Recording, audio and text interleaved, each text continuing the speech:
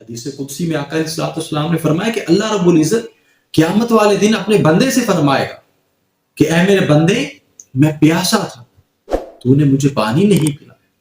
تو بندہ پریشان ہوگا، کہے گا مولا تو پاک ہے ان چیزوں سے، تجھے کیسی حاجت؟ تو اللہ رب العزت فرمائے گا کہ میرا فلاں بندہ بیمار تھا، پیاسا تھا، اس کو پیاس تھی، پانی کی طلب تھی، اگر تو اس کو پانی پلاتا تو تیرے نامہ اعمال میں ایسے لکھتا کہ جیسے تو نے مجھے پانی پلایا۔